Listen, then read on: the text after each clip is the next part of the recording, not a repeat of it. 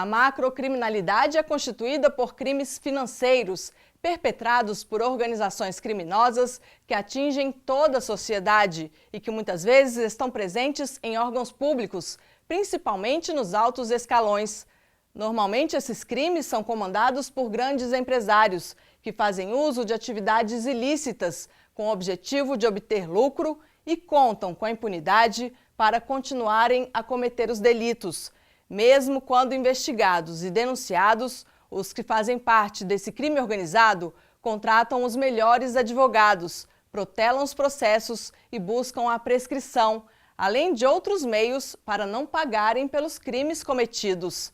E foi justamente para debater o combate à macrocriminalidade no Brasil que a AJUF, Associação dos Juízes Federais do Brasil, realizou um seminário em Belo Horizonte em parceria com o Foro de Minas Gerais e a AJUFENG. Acompanhe. Os integrantes do crime organizado não atuam sozinhos. Unem-se. No lugar de agir por impulso, calculam, planejam, elaboram crimes sofisticados que exigem tempo. O crime organizado é assim chamado por literalmente contar com uma estrutura organizada. A hierarquia é clara, com cargos e funções bem definidas. Há a divisão do trabalho, planejamento, tudo voltado à previsão de lucro. Alguns especialistas dizem que até a década de 70 no Brasil eram apenas quadrilhas e só a partir daí se transformaram em verdadeiras corporações empresariais, alavancadas pelo tráfico de drogas, mais especificamente maconha e cocaína. E não respeitam fronteiras, não se limitam às drogas. Tráfico de pessoas, armas, animais. Isso é o que a gente chama de organização criminosa, tá? Não é uma junção eventual, mas sim perene, constante. Normalmente são crimes mais graves, mas tem organização criminosa para crimes potencialmente mais perigosos. Imagina um assalto de bancos ou para a prática de homicídios.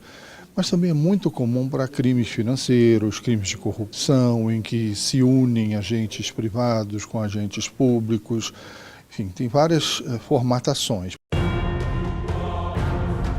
A administração pública também é alvo. E os resultados da Operação Lava Jato têm mostrado a complexidade e a sofisticação do crime organizado direcionado ao desvio de recursos públicos. As investigações e as delações têm revelado os poderosos conchavos e as relações de clientelismo. Uma teia meticulosamente construída e com particularidades que dificultam a desarticulação.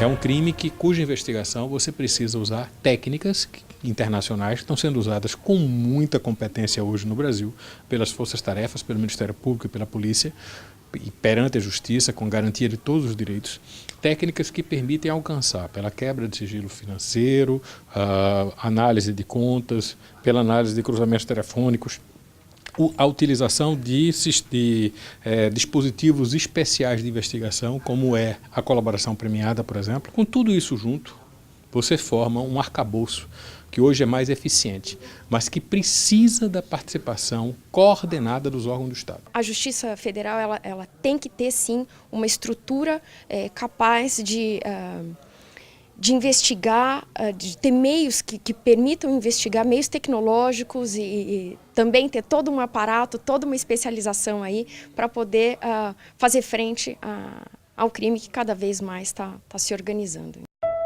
A Convenção de Palermo, realizada em Nova York, nos Estados Unidos, em 2000, tratou do crime organizado. Trouxe as primeiras definições sobre o tema. Foi ratificada no Brasil 4 anos depois por meio de decreto. Até que, em 2013, os brasileiros ganharam uma legislação específica, a Lei 12.850. De acordo com a lei, para ser organização criminosa é preciso que haja a participação de pelo menos 4 pessoas estruturalmente organizadas, com divisão de tarefas, com o objetivo de obter vantagem e com a prática de infrações penais com penas máximas de 4 anos ou de caráter transnacional. Uma lei ainda considerada jovem. A nossa legislação sobre crime organizado, como destaquei, ela é de 95. Ela veio a ser complementada por uma legislação de 2001. mas as duas legislações são objeto de duras críticas, especialmente pela doutrina, porque elas têm conceitos jurídicos vagos, inclusive não definem, isso é importante, elas não definem o que seja uma organização criminosa. As adaptações, as interpretações ainda não estão consolidadas, né, principalmente pelas cortes superiores, então ainda nos causa um pouco de insegurança em algumas decisões. Então, o fato da legislação ser recente, sim, também nos traz essa dificuldade. É um novo modelo, né, de enfrentamento às questões criminosas, ao grave problema criminal que nós temos no país, da grande criminalidade, da macrocriminalidade. Há uma mudança bastante considerável nesse paradigma e a gente veio um pouco atrás daquilo que a experiência de outros países, que também sofrem há muito tempo esses problemas, né, já tem um aprendizado. Macrocriminalidade e corrupção, duas palavras que andam de mãos dadas. Esses crimes fazem mal à sociedade porque arrancam direitos garantidos em lei, retiram a dignidade, os sonhos e, para milhares de pessoas, interrompem a vida. A corrupção é o grande mal que afeta o Brasil. A corrupção, ela cheira mal, ela é carcomida, porque ela tira as crianças das escolas, tira a merenda escolar, ela enche os corredores dos hospitais de doentes, ela prejudica o saneamento básico. A corrupção, ela precisa ser enfrentada, ela precisa ser combatida. A macrocriminalidade, desafios da Justiça Federal, foi o tema do seminário realizado em Belo Horizonte pela AJUF, Associação dos Juízes Federais do Brasil, em parceria com a JUFENG, Associação dos Juízes Federais de Minas Gerais. Os 3 dias de evento reuniram operadores do direito, brasileiros e estrangeiros, e universitários. Um seminário organizado para estimular o debate sobre o que tem sido realizado para combater a macrocriminalidade no Brasil e o que ainda pode ser feito para aprimorar esse enfrentamento.